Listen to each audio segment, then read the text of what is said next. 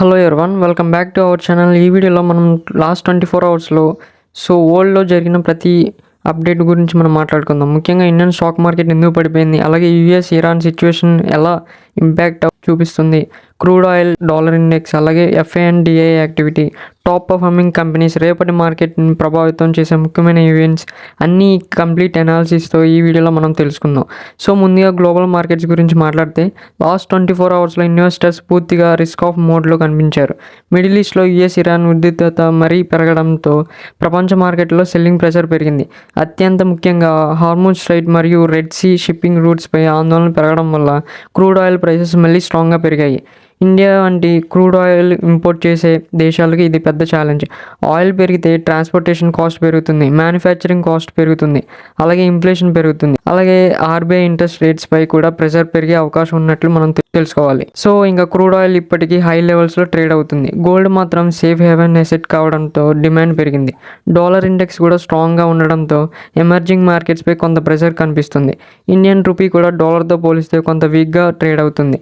ఈ పరిస్థితి ఇంపోర్ట్ కంపెనీస్కి నెగిటివ్గా, అలాగే ఎక్స్పోర్ట్ కంపెనీస్కి కొంత పాజిటివ్గా మారే అవకాశం ఉంది. ఇండియన్ స్టాక్ మార్కెట్ గురించి మనం మాట్లాడుకున్నట్లయితే ఇప్పుడు మన ఇండియన్ స్టాక్ మార్కెట్ ఈరోజు సెన్సెక్స్ మరియు నిఫ్టీ రెండు నెగిటివ్గా క్లోజ్ అయ్యాయి.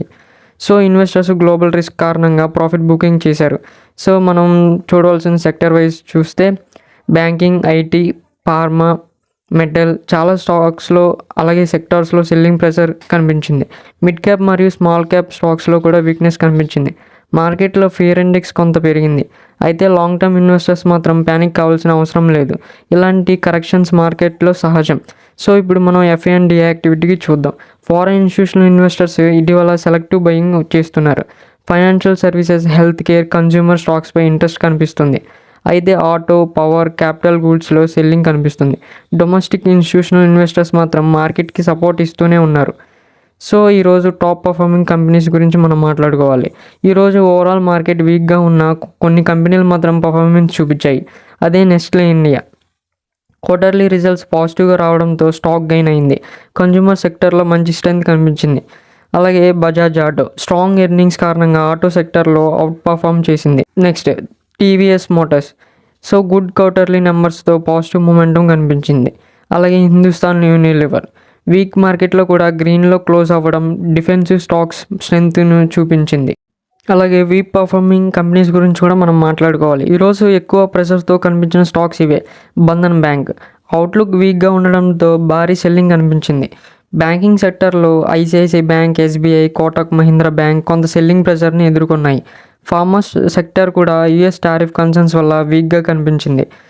రేపు మార్కెట్ని ట్రిగర్ చేసే అంశాల గురించి మనం మాట్లాడుకోవాలి. ఫస్ట్ది US Iran geopolitical updates.